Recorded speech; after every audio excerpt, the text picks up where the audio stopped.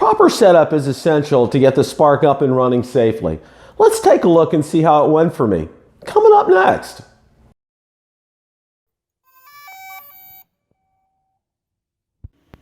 The first part of setting up the Spark, we have to charge the remote controller and the batteries, and you can see the batteries are charged and the remote controller just finished charging. Okay, the Spark has the ability to charge with the battery directly in it. As you can see right here, there's a cable. It's attached to the power brick right here, and it's attached in the back of the Spark. There's a little flap right here, and right next to the cable over here, I'll see if I can try to get that on camera, is where the SD card goes. But this is an alternate way of being able to charge the Spark. Okay, I'm going to show you where the SD card goes. We have the flap in back here that has Spark on it, and right next to where there's the port for you can plug in the charging brick to charge the battery directly in the Spark, or if you're doing firmware updates, you can hook that up to your PC. Here is the SD card, and we're going to get it in here.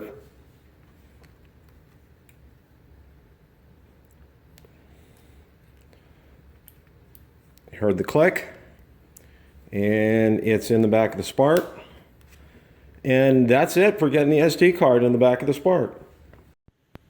Okay, my preferred way of doing the firmware update is to plug the cable into the back of the Spark here, and also you can take a look over here. I have it also hooked up to my computer, my PC, and it uses DJI Go Assistant. It's worked flawless for the Mavic. Okay, currently now we are updating the no-fly database and the firmware.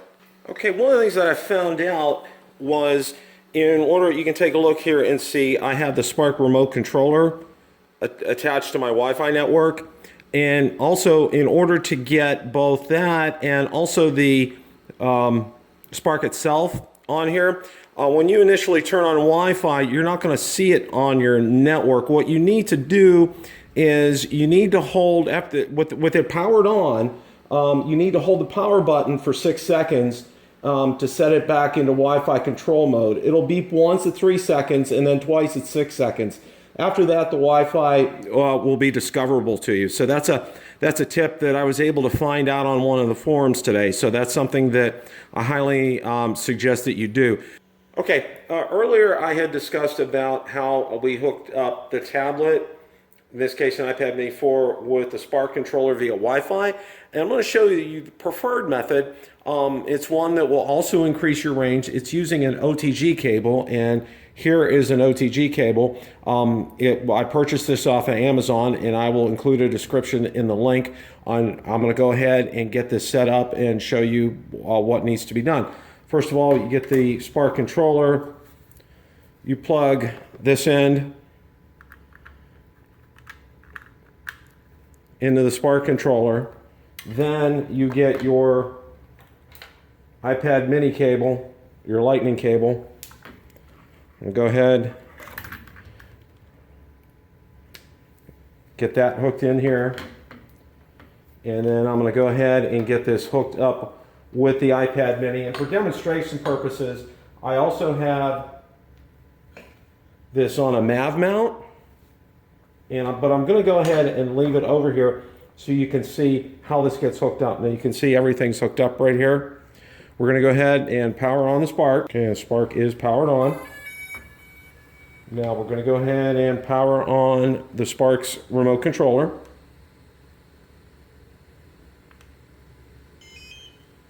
Okay, you can see it's flashing red, which indicates it's not connected yet. I'm going to open up the DJI Go 4 app here.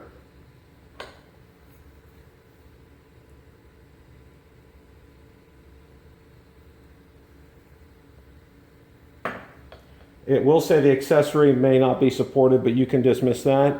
And you can tell that we have a connection here.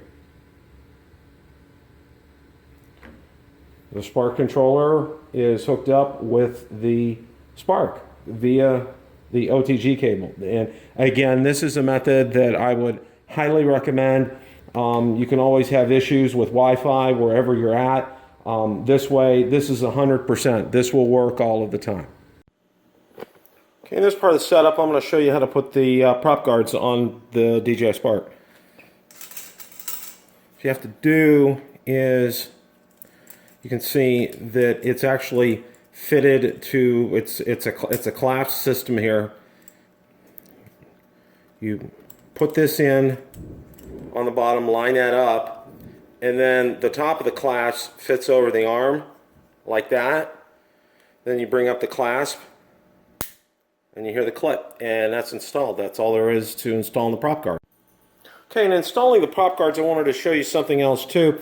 We have, as you can tell, there's the white code on the propeller itself. There are also, the prop guards are color coded as well too. So you see the white here and the white prop guard. These fit on where the white propellers are, and the other ones that are black that don't have the color right here, they fit on those. So I wanted to make sure that when you put these on, you put them on correctly. Some tips that I can pass on to you. Scanning the QR code does not work on the Spark, the box it came in, or the remotes. Follow the non-QR code directions on the tutorial from DJI. I'll provide a link in the description. If you purchased DJI Care at the time you ordered the Spark from DJI, it's already been activated. Again, I'll provide a link in the description. There's a tip in the video that I show you how to get the Spark and Spark remote control visible in the Wi-Fi list on your device. Wi-Fi works, but you have to select it each time you turn on the remote to hook up the tablet or smartphone to the remote control. A much better way is by attaching an OTG cable, there's a link in the description, to your remote controller, then plugging it into the USB portion of the OTG to the Lightning or Android cable, and then finally plugging that cable into your Apple or Android device. No worries about losing connection this way. If this is your first drone, I highly recommend using beginner mode. This limits distance, height, and speed, among other things. That's it for DJI Spark setup and tips. If you enjoyed the content in this video, please like, subscribe, and tell others about my channel. Also, be sure to visit my blog, where I post many reviews and updates as well. Thank you for watching, and see you next time.